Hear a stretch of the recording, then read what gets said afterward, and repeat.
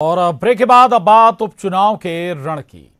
आपको बता दें, उपचुनाव पर बीजेपी की तैयारी जोरों पर है। मंत्री भूपेंद्र सिंह का बयान आया है। 25 से 27 तक महाजनसंपर्क किया गया है। 28 सीटों पर जनसंपर्क अभियान चलाया गया है। 6000 बूथों तक पार्टी के कार्यकर्ता पहुंचे हैं।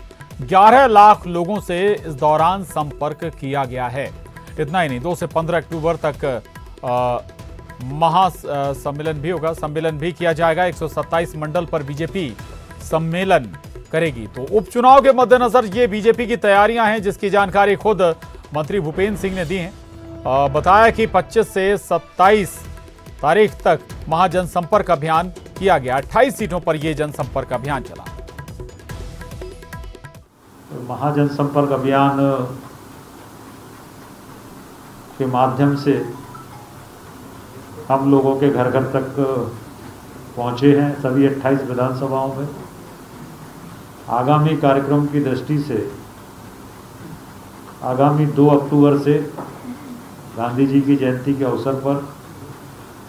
अवसर से 15 अक्टूबर तक सभी 28 विधानसभा क्षेत्रों में जो 127 मंडल हैं, सभी 127 मंडल पर भारतीय जनता पार्टी के सम्मेलन होंगे। सम्मेलन में हमारे बूथ के सभी बूथ कमेटी, बूथ के हमारे पेज प्रमुख, बूथ के सभी हमारे मोर्चों की कमेटियां, इस श्रेणी के कार्यकर्ता भाग लेंगे। उधर मंत्री उषा ठाकुर का विवादित बयान आया। कांग्रेस नेताओं को उन्होंने राष्ट्रद्रोही बता दिया।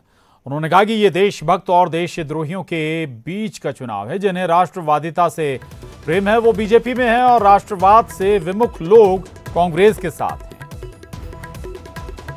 ये वैचारिक युद्ध है। ये देशभक्त और देशद्रोही के बीच का निर्वाचन है। जिनको राष्ट्रवादिता से प्रेम था वो भारतीय जनता पार्टी के साथ हैं, जो राष्ट्रवाद से विमुख हुए वो कांग्रेस के साथ। यानी जो बीजेपी में नेता थे जैसे पारुल साहू, अब कांग्रेस में चले गए तो देशद्रोही होंगे। हाँ, उन्हें विचार करना चाहिए। हम वैचारिक अनुष्ठान के लिए राजनीति करते हैं। हम विधायक, सांसद या मंत्री बने रहने के लिए राजनीति नहीं करते। ये वैचारिक युद्ध है।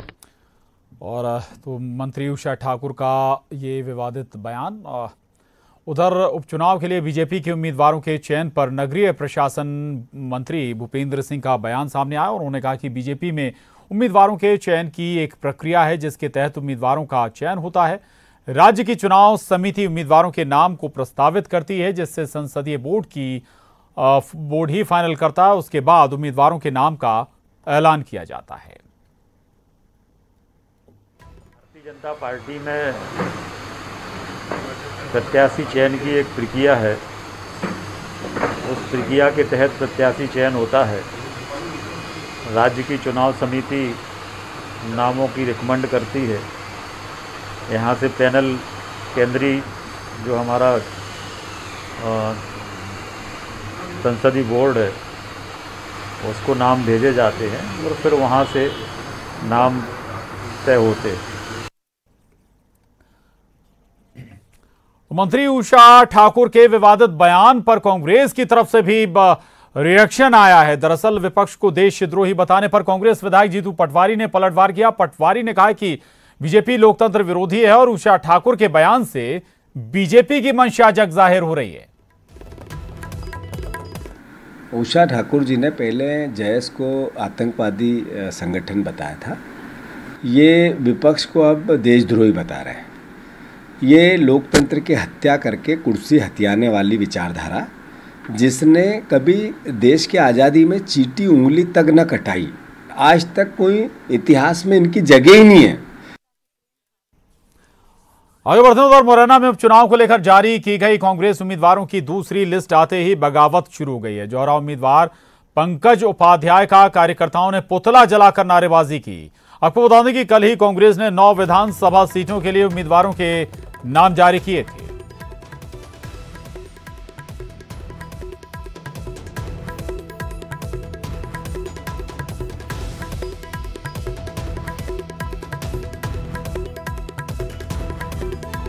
दुष्यंत हमारे साथ जुड़ गए हैं। दुष्यंत, क्या वजह है कि अब पंकज उपाध्याय जो उम्मीदवार हैं जौरा से कांग्रेस के, उनका ही विरोध शुरू हो गया है?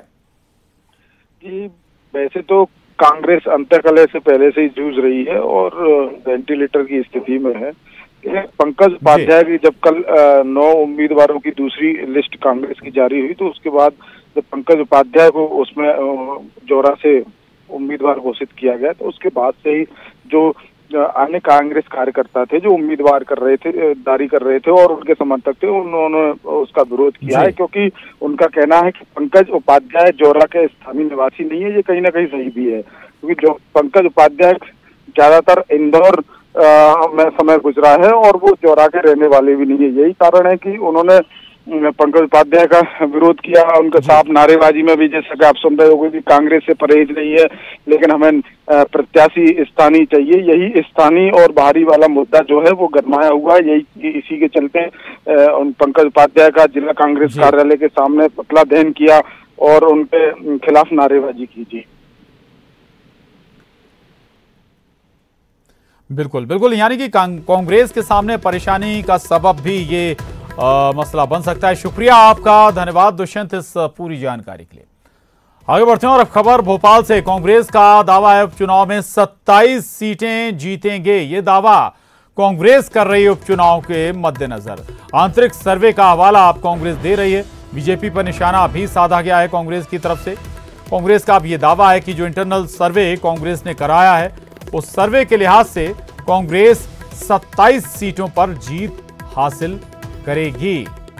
अब ये इंटरनल सर्वे कांग्रेस के जरिए कराया गया है, ये दावा पार्टी की तरफ से है। उधर मुरैना NH-3 बैरियर चौराहे पर अब लोगों को घंटों जाम में नहीं फंसना होगा। केंद्र सरकार द्वारा यहां NH-3 पर फ्लाईओवर बनाया गया है, जिसका लोकार्पण आज केंद्रीय कृषि मंत्री नरेंद्र सिंह तोमर ने किया। इस अवसर पर वीडियो कॉन्फ्रेंसिंग के माध्यम से सीएम शिवराज सिंह और केंद्रीय राज्य परिवहन मंत्री VK सिंह भी जुड़े। 108 करोड़ की लागत से बने ओवर ब्रिज के लोकार्पण के मौके पर केंद्रीय मंत्री ने कांग्रेस पर निशाना साधा और कहा कि कांग्रेस के सभी उम्मीदवार फ्लॉप रहेंगे।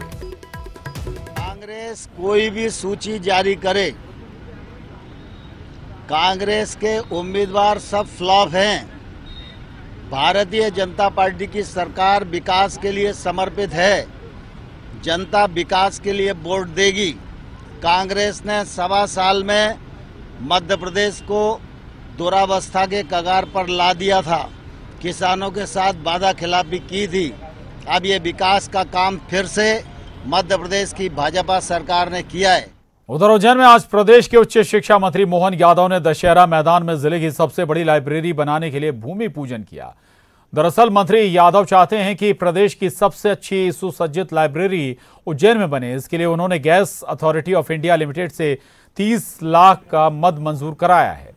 मीडिया से बात करते हुए उन्होंने कहा कि लाइब्रेरी को बहुत अच्छा बनाने का प्रयास किया जाएगा। अगर इसमें और फंड लगेगा तो अपने पास विधायक निधि से 30 लाख का फंड मंजूर करेंगे।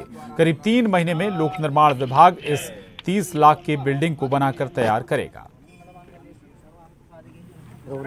लगभग हमारी 30 लाख की लागत से प्राथमिक स्तर से यहाँ लाइब्रेरी बनाने का एक शुरुआत की गई है। ये एक अनूठा प्रयोग है, जिसमें जिसके घरों में भी पुस्तकें होगी, हम पुस्तकों का संग्रह भी करेंगे। और ये दक्षिण के अंदर एक सरकारी स्तर पे कोई लाइब्रेरी नहीं थी, तो एक लाइब्रेरी की सौगात मिलेगी।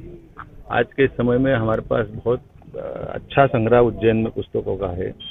हम कोशिश कर रहे हैं कि सार्वजनिक स्तर पे ऐसे इस टाइप का पुस्तकालय की स्थापना करने के साथ लोगों को ज्ञान की और जो स्टडी करने के लिए आवश्यक है वैसी PG लायक क्लास की जो जरूरत होगी, आज की इस लाइब्रेरी के प्रोजेक्ट से उसकी पूर्ति होगी, ये मुझे उम्मीद है। और इसके साथ ही इस बुलेटिन में बस इतना ही। तमाम खबरों के लिए आप बने रहिए न्यूज़ 18 मध्य प्रदेश छत्तीसगढ़ के साथ।